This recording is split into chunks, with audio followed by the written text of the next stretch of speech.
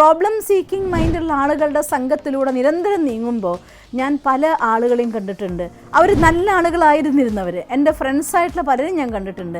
ഞങ്ങൾ പഠിക്കുന്ന സമയത്ത് എന്തൊരു മോട്ടിവേറ്റഡ് ആയിരുന്നു എന്നറിയോ, അവരെ കണ്ട് അവരെപ്പോലെ ആയാലോ എന്ന് ഞാൻ കൊതിച്ചിട്ടുള്ള ആളുകൾ. പക്ഷേ ഇന്ന് ജീവിതത്തിൻ്റെ പാതയിൽ യാത്ര തിരിച്ചപ്പോൾ അവരുടെ കൂടെ വന്നു ചേർന്നതായിരിക്കുന്ന സംഘങ്ങൾ അത്തരത്തിലായി പോയപ്പോൾ ഒരു 10 വർഷശേഷം അവരെ കാണുമ്പോൾ അവർക്ക് സങ്കടത്തിൻ്റെ കെട്ടഴിക്കാനേ നേരമുള്ളൂ. അവരെടുത്ത് എന്തൊക്കെ തന്നെ സൊല്യൂഷൻ പറഞ്ഞു, അതിൻ്റെ അപ്പുറത്ത് എന്ത് പ്രോബ്ലം ഉണ്ടാവും, എന്നെക്കൊണ്ടൊന്നും പറ്റില്ല, പ്രോബ്ലങ്ങളേ ഉള്ളൂ എന്ന് ചിന്തിക്കുന്നതായിട്ടുള്ള ആളുകൾ. ആ ഒരു മൈൻഡാണ് ഒരു മനുഷ്യൻ്റെ ഏറ്റവും വലിയ പരാജയം എന്ന് പറയുന്നത്. അത്തരത്തിലുള്ള മനോഭാവങ്ങളാണ് നമ്മുടെ സമൂഹത്തിൽ ഏറ്റവും വലിയ രോഗമെന്ന് പറയുന്നത്. അഥവാ നമ്മുടെ നാട്ടിൽ എന്തെങ്കിലും ഒരു കാര്യം നന്നായിട്ട് നടക്കുന്നില്ലെങ്കിൽ അതിൻ്റെ ഉത്തരവാദിത്തം മറ്റൊന്നുമല്ല, ഇത്തരത്തിൽ മനോഭാവം മനുഷ്യൻ്റെ മനസ്സിൽ ഡേ ബൈ ഡേ ഇൻക്രീസ് ചെയ്തുകൊണ്ടിരിക്കുകയാണ്.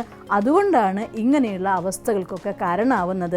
അഥവാ എൻ്റെ സ്വന്തം ജീവിതത്തിൽ ഞാൻ നോക്കുകയാണെങ്കിൽ എൻ്റെ ലൈഫിൽ എന്തുകൊണ്ട് എനിക്ക് വിചാരിച്ച പോലെ ഉയരാൻ പറ്റില്ല എന്ന് ചോദിച്ചാൽ അതിന് നിങ്ങളൊന്ന് സ്വയം തിരിഞ്ഞു നിന്ന് നോക്കിയാൽ നമുക്ക് കണ്ടെത്താവുന്ന കാര്യമുള്ളൂ. മറ്റൊന്നുമല്ല, എൻ്റെ ഉള്ളിൽ ഞാൻ കൊണ്ടാക്കി വെച്ചതായിരിക്കുന്ന പ്രശ്നത്തിൻ്റെ കണ്ടെത്താനുള്ള മനോഭാവം അഥവാ പ്രോബ്ലം സീക്കിംഗ് മൈൻഡ്.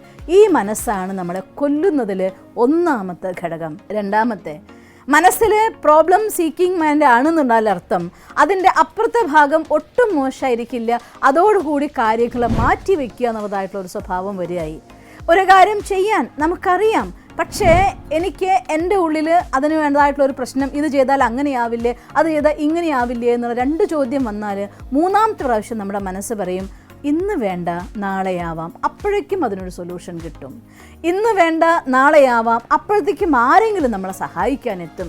ഇങ്ങനെ ഒരു 100 കാരണങ്ങളെ കണ്ടെത്തിക്കൊണ്ട് ചെയ്യേണ്ട കാര്യങ്ങൾ ദിവസവും മാറ്റി വയ്ക്കുന്ന ലിസ്റ്റായിരിക്കും അവരുടെ അടുത്ത് ഉണ്ടായിരിക്കുന്നത്.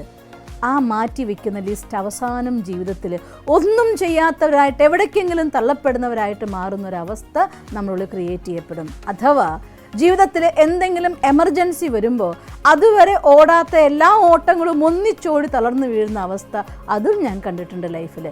ജീവിതം നമ്മളെ പാഠം പഠിപ്പിക്കുമല്ലോ.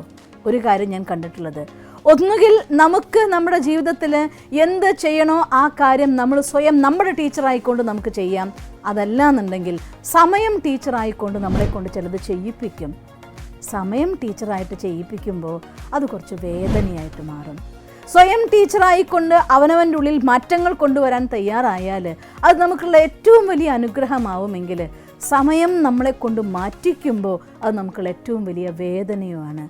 ഒന്ന് ആനന്ദമാണെങ്കിൽ മറ്റൊന്ന് നേരെ വിപരീതമായിട്ടുള്ള സന്താപമാണ്.